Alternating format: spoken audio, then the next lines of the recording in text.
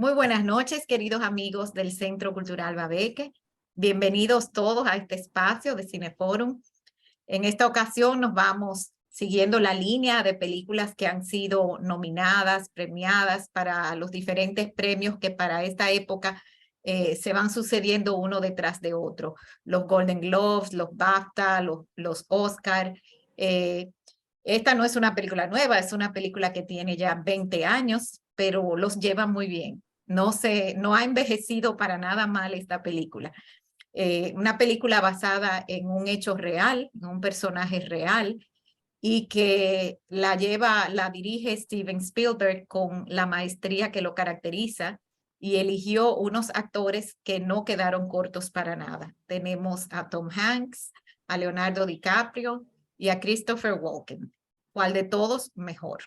Así que los vamos a iniciar recordando a través del tráiler algunas de las escenas de la película para luego iniciar el conversatorio. Miami Mutual Bank, how may I help you? I'd like to cash this check here and then I'd like to take you out for a steak dinner. Are you a real-life pilot? I sure am, little lady. The jump seat is open. It's been a while since I've done this. Which one's the jump seat again? Dr. Connors to the ER. Dr. Connors to the ER. This is irrefutable evidence that the defendant is lying.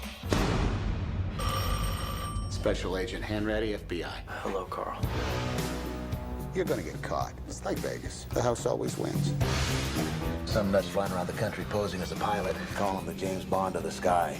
Hello, Pusher. This is by far the best date I have ever been on. He's a kid. That's why he doesn't have a record. 30 milligrams of codeine every 4 hours. Do you concur? I concur. Dr. Harris, Yes? do you concur? Concur with what, sir? Ma'am, I'm sorry to have to tell you, your son is forging checks. I have a payroll check here I'd like to cash. I'm working part-time at the church now. Just tell me how much yours and I'll pay you back. $1.3 million. I'll be choosing 8 young ladies to be a part of Pan Am's future stewardess program. South America, Australia, Singapore. These are so perfect, the bank doesn't even know the difference. What do you want? To apologize. You didn't call to apologize, did you? You have no one else to call. I'm looking for your son. I would never give up my son. If you were a father, you'd know. Stop chasing me. I can't stop. It's my job. You see these people staring at you? They keep peeking over their shoulders, wondering where you're going tonight. Where you going, Frank? Don't tell me not to fly, I've simply got to. If someone takes a spill, it's me and not you. Don't bring around a cloud of terrain on my parade. Sir, we're gonna let him get away. No, Carl. You let him get away. Nobody had a better rain on my Merry Christmas parade. I'm getting close, huh? You will go to prison. You're gonna have to catch me. Bueno, chicos, vamos a... ¡Qué buen tráiler! Sí, excelente. Ves que la película, mira, no tiene desperdicios. Vamos, chicos, primero le doy la palabra a su profesor Khalil Mariano para que vaya conduciendo este foro y luego vamos viendo las participaciones que ustedes quieran tener. Buenas noches a todos. Estoy muy contento de verlos todos aquí.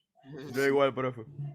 Nos vemos mañana también en la clase, pero hoy teníamos esto pendiente. Tenemos el Cineforum en que elegimos esta película ya que queremos entrar un poco en el tema del contexto cultural que se manejaba en ese periodo.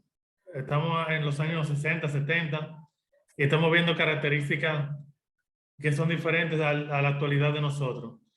Hoy tuvimos el ejercicio en la clase en la que ustedes veían detalles de la película que delataban cosas del periodo y por eso creo que tendrán algo con lo que participar en esta conversación. Bueno, vamos a ver qué podemos hacer.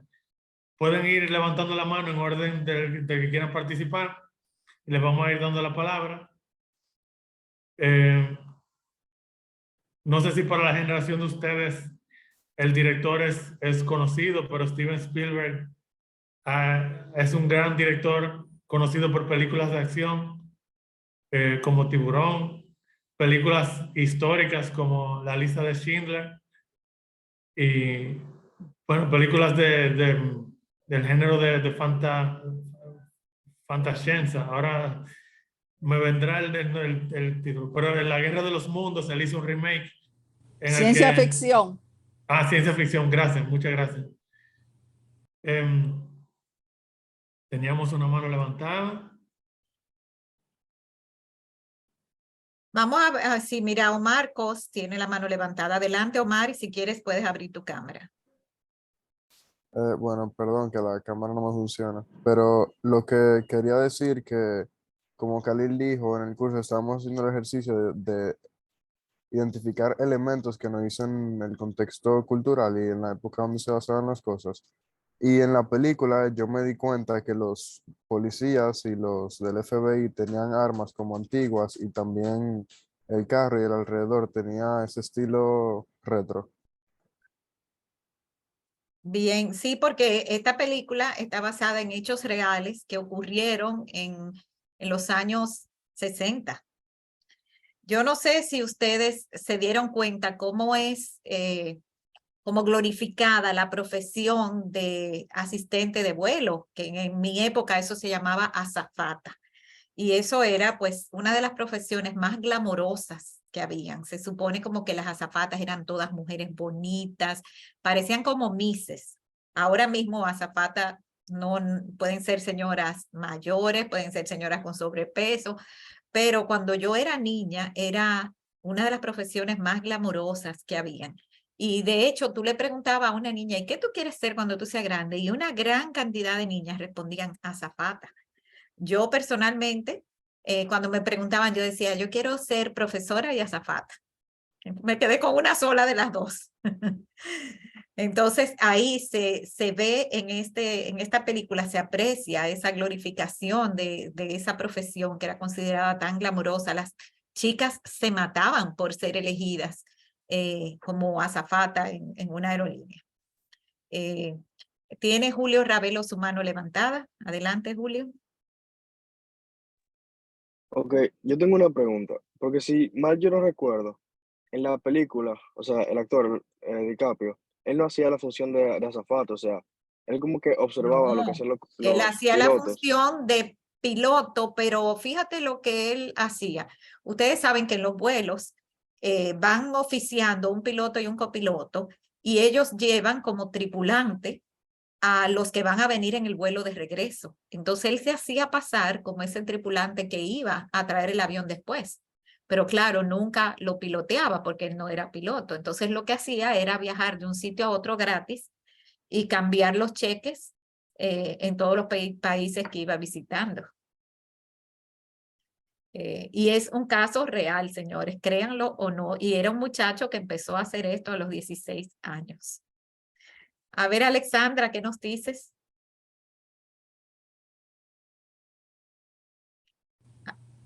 Bien, aprovechando el público que principalmente es de estudiantes, quiero comentar sobre un mensaje claro y directo que muestra la película, y es cómo las grandes habilidades y destrezas que muestra Frank se pueden usar o hacia el lado del bien o utilizarse de manera correcta, y cómo ese policía logró, ese inspector logró entrarlo en el carril correcto y que sus habilidades entonces fueran aprovechadas de una forma constructiva. Y como segundo punto, señalar que en más de una ocasión él señala cómo él logra entretener a las personas y que se fijen en elementos superfluos. Y él dice, es que no se da cuenta porque se fijan solo en el uniforme. Eso no era solo en el uniforme, o sea, él logra desviar la atención, haciendo que las personas miren cosas que no son fundamentales, como el cheque que le está entregando, y desvía la atención. Y eso es importante porque es en las labores que uno hace, debe tratar de mantener el foco. Entonces, él lograba sacar a la gente del foco y entiendo que eso es un buen mensaje. Mantén tu foco, no te salgas del foco, porque la intención del otro puede ser distraer. Por ahora, eso. Gracias, Alexandra. Claro que sí, eso es un muy buen punto, porque ciertamente, fíjense cómo él iba y le piropeaba los ojos a la muchacha, le decía, quiero invitarte a cenar, y ya la muchacha estaba sin prestarle atención a mirar si ese cheque era real o no, si tenía algo sospechoso. Era muy habilidoso él en distraer a las personas, y es como tú dices, nosotros podemos aprender de eso, viendo que, fíjate, cuando una persona se distrae, lo que puede pasar, o sea, todo lo que te pueden engañar por tú no estar prestando tus 5 sentidos, tu full attention al momento, ¿verdad? Excelente comentario. Vamos a ver quién más quiere. Khalil, tú te veo el micrófono abierto. ¿Quieres decir algo? Claro que sí, seguimos aquí la conversación. Tenemos una película, tenemos el cine como un instrumento para comunicar, para enseñar.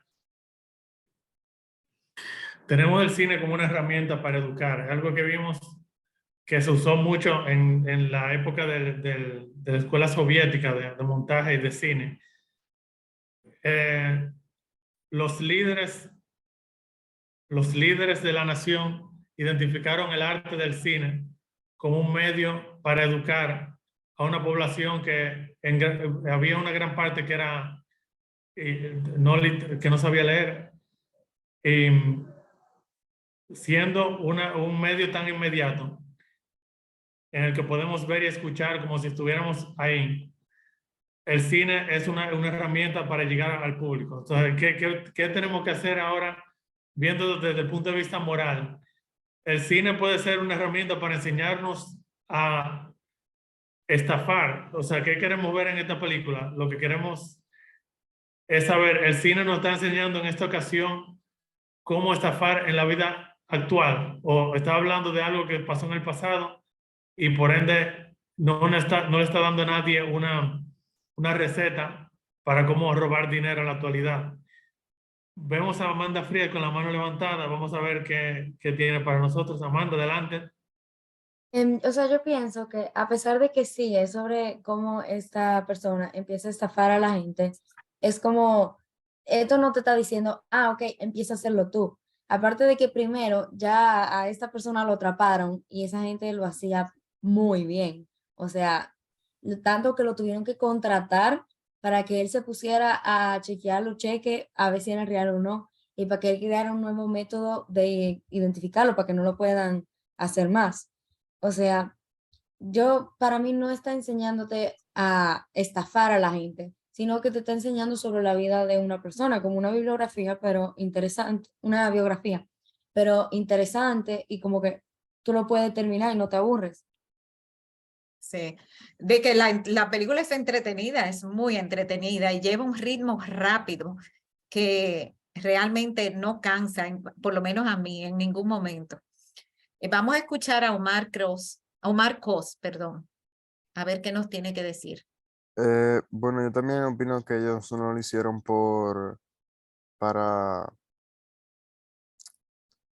enseñarte a estafar, sino que ellos lo hicieron para algo interesante, como dijo Michelle. Por ejemplo, en Misión Imposible, en cualquier película, si te ponen una película en la que asesinan personas, no creo que te estén enseñando a asesinar, sino como es algo que atrae al público, y el cine, aparte de educar, también es un método de entretenimiento, puede ser por eso.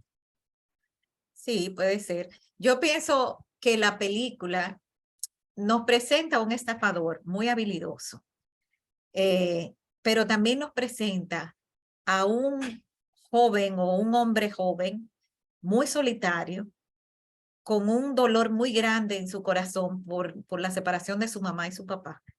Fíjense que cada vez que él se juntaba con su papá, él estaba tratando de darle herramientas para que su papá reconquistara a su mamá.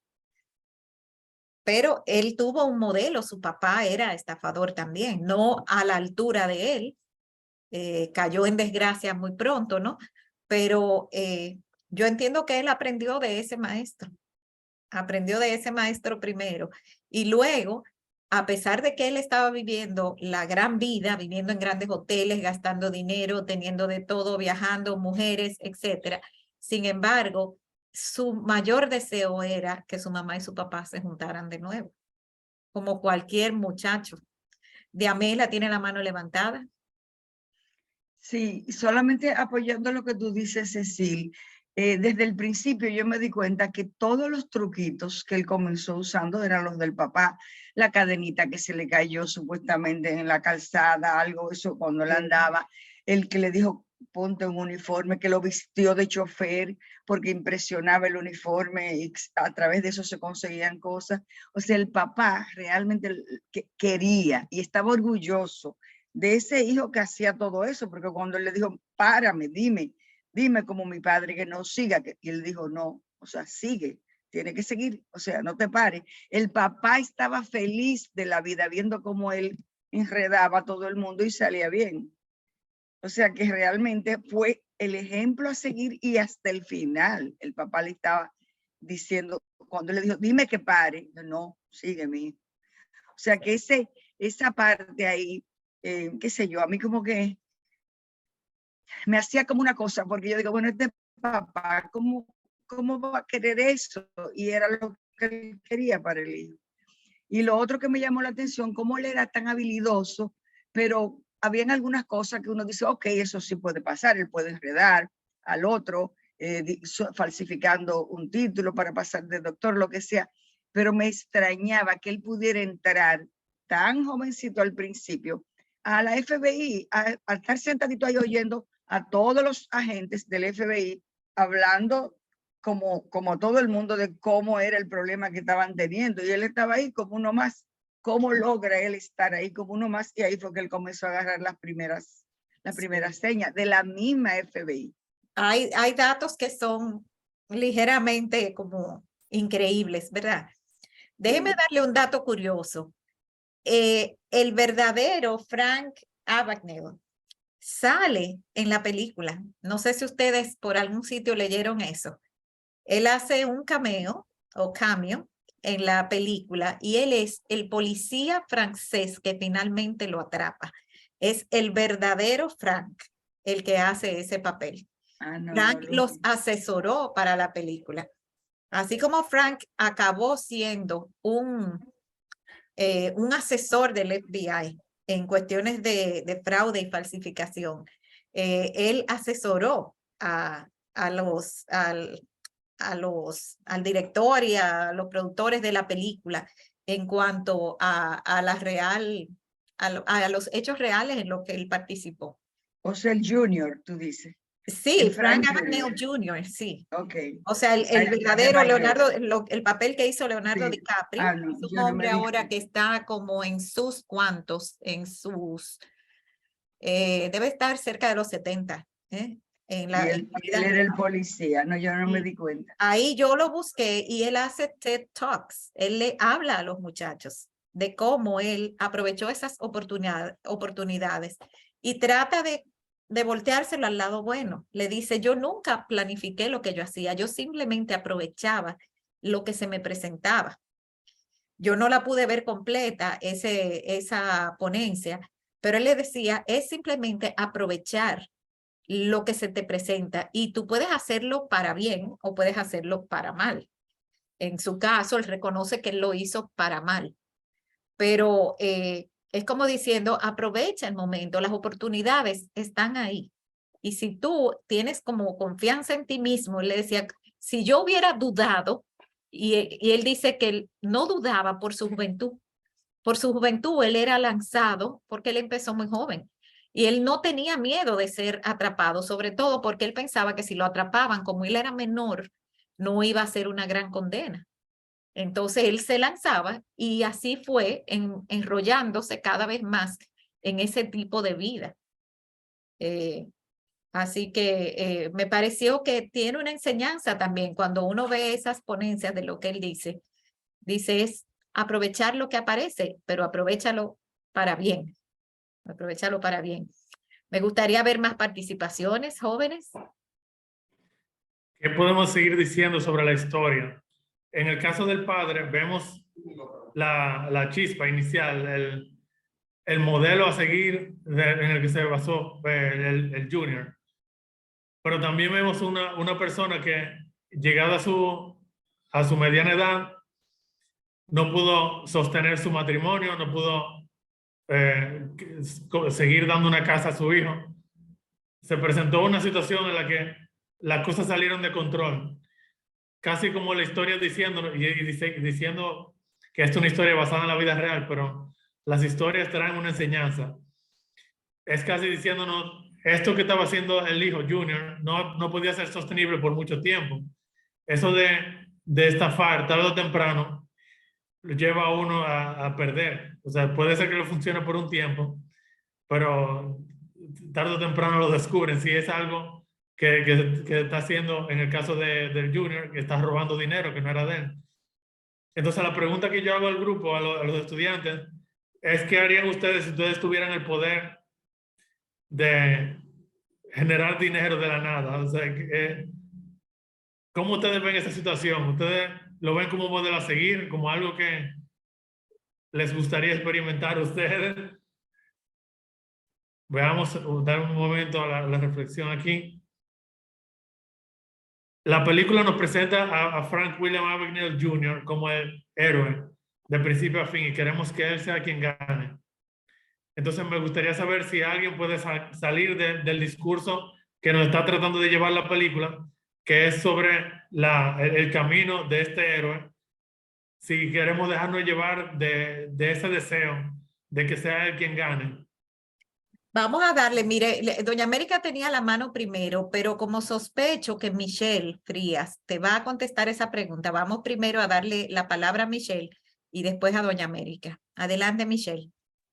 Ok, que también yo no lo siento tanto como un modelo a seguir, sino como algo que yo querría, al menos, no intentar en sí, pero qué tan lejos puede llevarte tú intentar coger dinero y falsificarlo para tú comprar lo que te gusta a ti, como que, porque sí, pero no era algo como bien viable y el papá tenía mucho orgullo en él querer hacer dinero él, aun si ya le había estafado antes y no le sirvió. Ahora él quería como que si él iba a recuperar a la mamá y aceptar dinero, no lo quería aceptar de su hijo, sino que lo quería hacer él por su parte.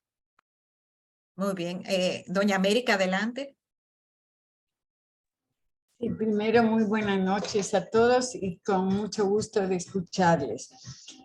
Obviamente yo no voy a contestar la pregunta de Khalil, pero yo veo la película con un ángulo diferente también para la reflexión. Y tendría que ver quizás con fenómenos, digo quizás porque no tengo idea, si se trata de trastorno de personalidad, que lo tuvo el padre y eso lo hereda el hijo, porque son similares y no creo que necesariamente el padre era un modelo a seguir, sino que hay un comportamiento que escapaba incluso a su... Por lo tanto, creo que la propia película induce a reflexionar sobre las capacidades humanas de los seres humanos que habría que tenerlo en cuenta desde la perspectiva de la salud mental. Ese joven era brillante. E incluso cuando el padre habla con el hijo y perdió a la mujer, porque la mujer se fue, él comienza engañándole a la mujer a la que él amaba y eso no era su objetivo, pero la engaña, la entretenía se acerca a ella porque bailaba, pero además también abusó de esa relación, a un abuso psicológico, no sé si físico, pero psicológico sí. Y él se da... Se nos fue Doña América. Repite esa última frase, por favor. Es que, a ver, Un probablemente... abuso psicológico, dijo usted. Sí, pero me están escuchando ahora porque tengo Ahora problemas sí, con el sí. micrófono. Bueno, que puede ser abuso psicológico, pero como un problema de salud mental, que quizás la película dé pie para ese tipo de observación, investigación, y habría que desde el punto de vista social tomar en cuenta, y ahí la escuela puede ayudar, podría ayudar con psicólogos, con personas que se ocupan y se preocupan de este tipo de problemas. Es decir, lo que nosotros lo vemos como bueno y malo, daría la impresión algunas veces que, sobre todo el joven, disfrutaba de ese comportamiento, y al final él sufre ese comportamiento y sufre también el comportamiento de su padre. Es decir, yo la vi también con esa perspectiva, es decir, desde el punto de vista del comportamiento humano, con capacidades que escapan a la voluntad de cada uno de los sujetos que además son víctimas de ese comportamiento. Ellos mismos son víctimas y victimizan a la mamá, a la familia, en fin. Y hasta ahí mi opinión. Y muchas gracias. Gracias. Yo no sé si ustedes se dieron cuenta también que la mamá le fue infiel al padre. Precisamente con el presidente del club, era Club Rotario, yo creo, del Club Rotario en el que él fue homenajeado al principio de la película, ella le fue infiel y él se dio cuenta. Entonces, fíjense, no es fortuito que ese muchacho desarrollara ese interés por el dinero y la buena vida. Porque ¿qué hace la mamá cuando se da cuenta que él se dio cuenta? Se hace la que no pasó nada, pero luego le dice, pero no tenemos que contarle a papá de esto, ¿verdad? Y después le dice, ve y cómprate algo, y le da dinero. Le compra su silencio. Eso es algo terrible para un padre hacer. Ambos padres hicieron errores muy grandes en la formación de Frank Jr., pienso yo. No sé si también ustedes se dieron cuenta que cuando él llama a al agente del FBI en la noche de Navidad, y la conversación, él le dice, pero tú no me estás llamando por tal cosa, tú me llamas porque no tienes a nadie a quien llamar, porque ese tipo de vida que él llevó no le permitió forjar una relación con nadie, básicamente ni de amistad ni sentimental. Entonces era una persona que, a pesar de que estaba dándose la gran vida, era una persona que no era feliz, muy solitaria. A ver, ¿quién más quiere compartir algo en el grupo? Levantando la mano. En lo que esperamos la participación de los queridos estudiantes. Seguimos la reflexión de cómo él no pudo echar raíz en ningún lado porque tenía que vivir esta vida en el que él era un impostor. Él tenía una identidad, digamos que volátil. Él podía moverse de un avión a otro apoyándose de una falla en el sistema que él descubrió. Y era que para una persona ocupar ese lugar, las medidas de seguridad, los chequeos no eran estrictos. Y con tener el uniforme y tener algún papel que se pareciera a los documentos que los otros reales pilotos tenían, le bastaba a él para llevar esta vida y convencer a todas las personas de que sí, él estaba ahí porque él tenía que estar ahí, él está trabajando. Y bueno, dentro de ese negocio de las líneas aéreas, tienen esa persona que va sin tener que pagar, que está bajo entrenamiento, que va a llevar el avión de regreso. Él fue encontrando fallas en el sistema para ir entrando donde pudo. Sí. En la historia vemos que finalmente lo agarran cuando trata de sentar raíz con una joven, cuando se enamora, cuando tiene que vivir una identidad por más tiempo de lo que acostumbraba, se vuelve un blanco más fácil de ubicar. Ahora, no sé si ustedes también tomaron nota de esto. Él fue aumentando el riesgo de las personalidades que iba asumiendo. Porque si bien él se hacía pasar por piloto o copiloto, él no manejaba el avión. Es decir, él no estaba poniendo en peligro la vida de otras personas. Pero cuando se hace pasar por médico o cuando se hace pasar por abogado, ya eso era otra cosa. Fíjense que hacerse pasar por médico sin haber estudiado medicina podía poner en riesgo de muerte a las personas con las que él intervenía. Y lo mismo como abogado, tú podías haber hecho una defensa mal hecha que condenaran a alguien que era inocente o al revés, ¿no? Entonces, pues creo que él había comenzado a ser muy osado. En un momento él le pregunta al FBI, a la gente del FBI, ¿por qué él como que fue tan indulgente con él? Y no sé si ustedes se acuerdan la respuesta. Díganme alguno de ustedes, ¿cuál fue la respuesta de la gente del FBI?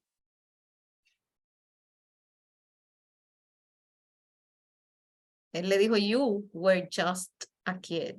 Era solo un niño. O sea, era un muchachito. Y había llegado a un punto ya en que aunque él deseaba muchísimo atraparlo, cuando él se le escapaba, por ejemplo, en Francia se ve cuando él se escapa de la cárcel, de cuando lo tenían porque había estado mal, ¿no? Y se escapa por ahí, se ve la sonrisa de la gente del FBI, porque como diciendo, wow, como todavía puede, todavía lo tiene, ¿eh? O sea, había una cierta admiración de él por este hombre que siempre iba un paso más adelante que él. A ver quién más quiere decir algo. Hablando de que esta película está basada en hechos reales, fue una autobiografía coescrita por Frank William Abagnale Jr., ¿verdad? Hubo otro autor, me dice Wikipedia que fue en el 1980 que hicieron esta autobiografía.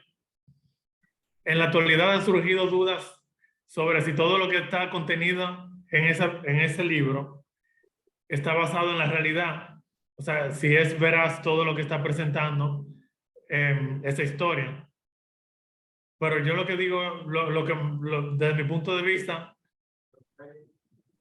lo que percibo es que estamos en un momento en que cualquier persona puede poner en duda lo que dice la otra persona.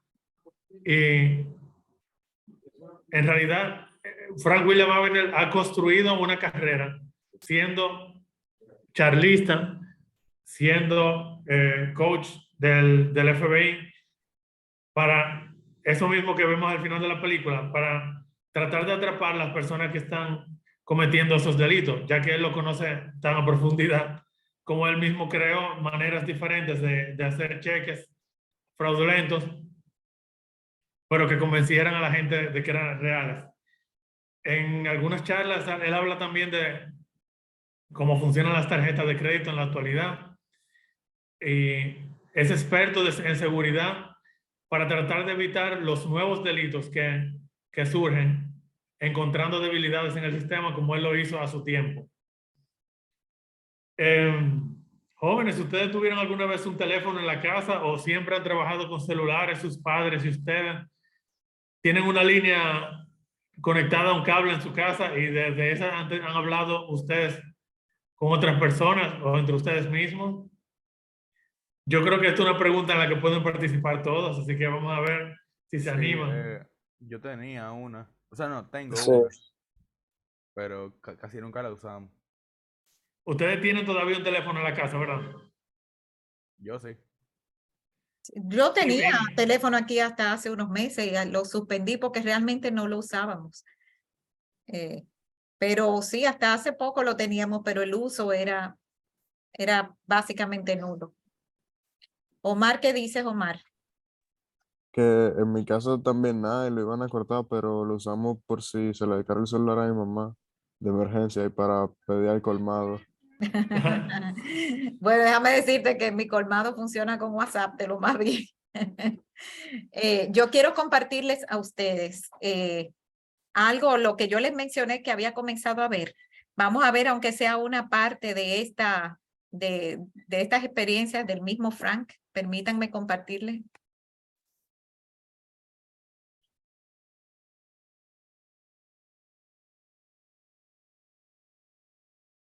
In the opening chapter of his book, Catch Me If You Can, legendary con artist Frank Abagnale Jr. writes, "I was a millionaire twice over and a half again before I was 21.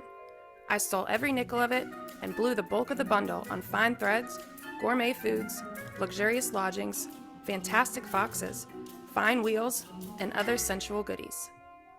Shortly after the book's release in 1980, Steven Spielberg bought the rights, and in 2002, after many years in production limbo, he finally released the Oscar-nominated film adaptation starring Academy Award winners Leonardo DiCaprio as the impish young Abagnale and Tom Hanks as the FBI agent determined to catch him. Many have called it one of Spielberg's most underrated films. But how much of the fantastical tale changed for the big screen? We are here to tell you what really happened.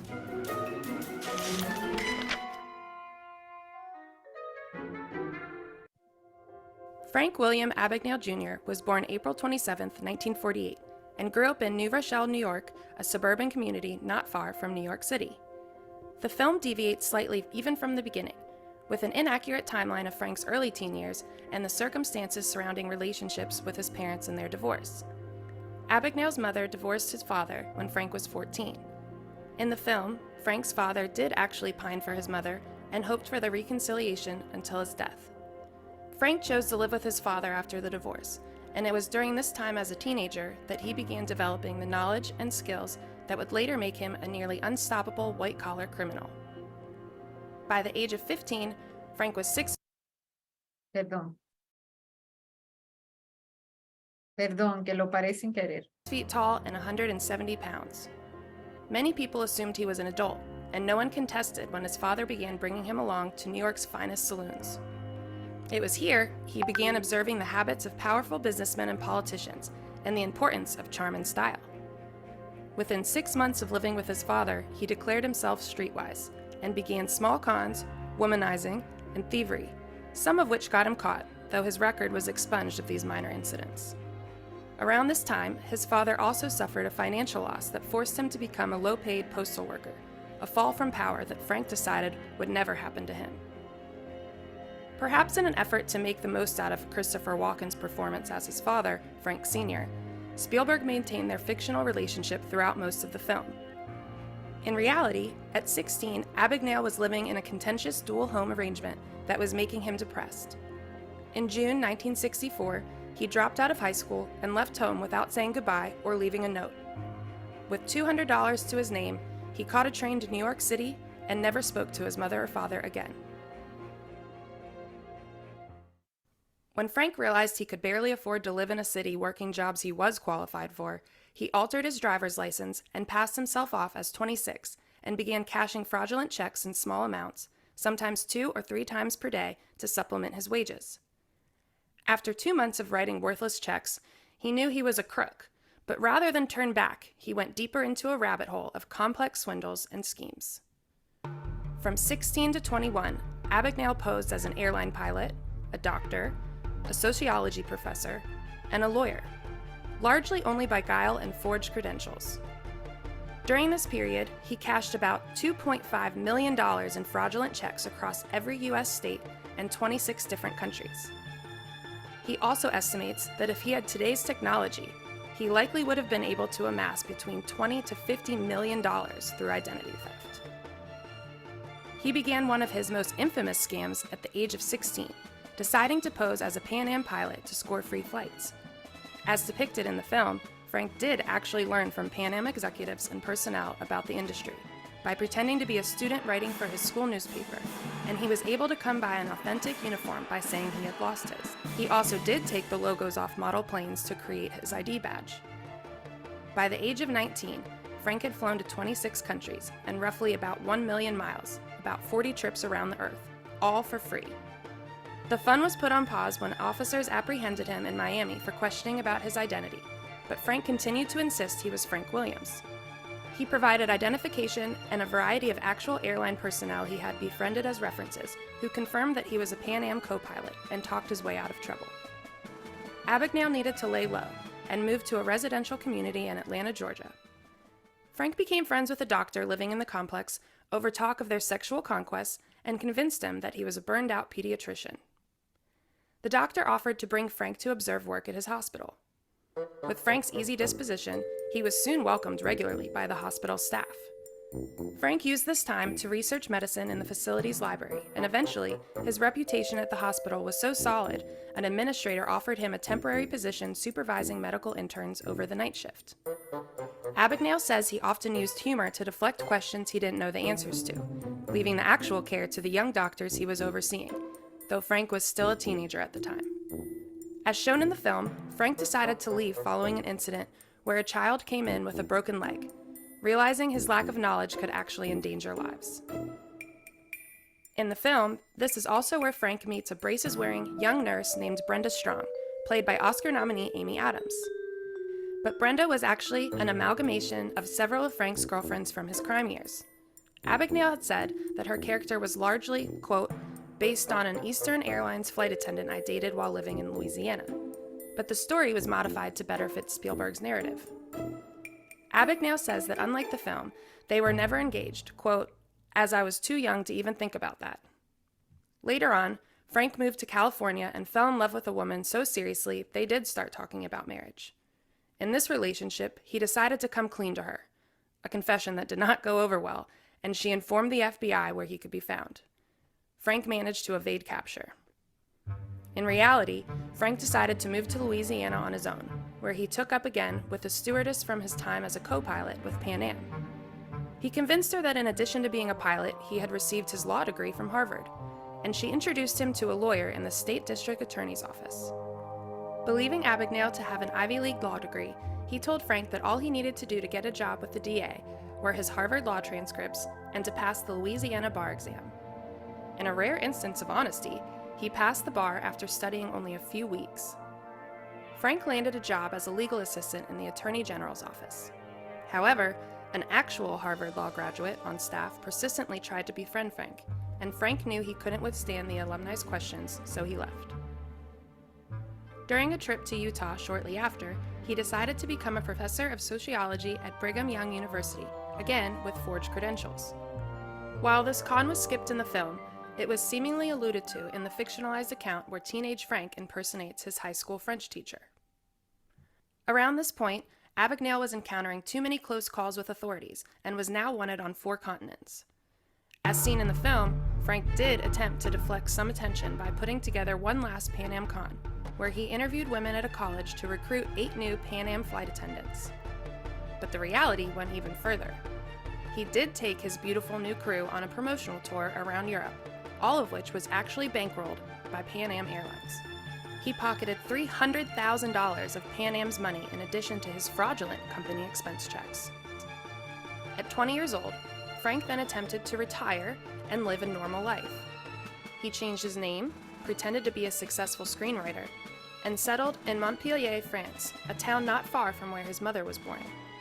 But his normalcy would be short-lived. The FBI was closing in. In the film, Tom Hanks plays an FBI agent named Carl Hanratty. In reality, Hanratty was also a conglomeration of various agents, but was most closely inspired by Special Agent Joseph Shea. Some have said that Shea and Abagnale built a certain rapport over the years they played cat and mouse with each other. Reportedly, Shea did not want to be referenced by name in the film, so he was not granted any royalties or payments. In 1969, at the age of 21, Abagnale was captured in France, where he served time for 6 months. Spielberg used this as a dramatic opening scene for his film. However, unlike the film, neither the FBI or Special Agent Shea had any part in his capture. Rather, it said that Abagnale had been reported to the French police by another woman he used to date. Ironically, the real Frank Abagnale Jr. made a cameo appearance in the film during the scene of his apprehension, as one of the French police officers escorting him away. Abagnale said he did not want to appear in the film, but that production insisted upon it. In one of the most exciting scenes of the film, when Frank and Special Agent Hanratty arrive in New York from his European deportation, Frank manages to escape through a plane toilet. And while this may seem like a wild Hollywood dramatization, Abagnale did actually escape the plane while on the runway, where he sees her happy life with her new family, and then is brought to jail to serve out his sentence. In reality, he managed to evade capture for several weeks before finally being apprehended at the Montreal airport. Frank was sent to a federal detention center in Atlanta to await his trial, where he attempted one of the most hilarious escapes in the annals of prison history. Upon his arrival, many of the guards assumed Frank was a prison inspector, in part because of special treatment he received during his stay. Frank took advantage of the misperception and enlisted Jean Sebring, a still loyal girlfriend living in Atlanta, to help carry out his plans.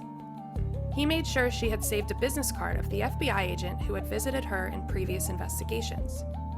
He then had Sebring impersonate a magazine writer and set up an interview with an actual police inspector to acquire the inspector's business card. Buenas noches a todos, muchísimas gracias por su participación esta noche y que tengan feliz resto de la noche.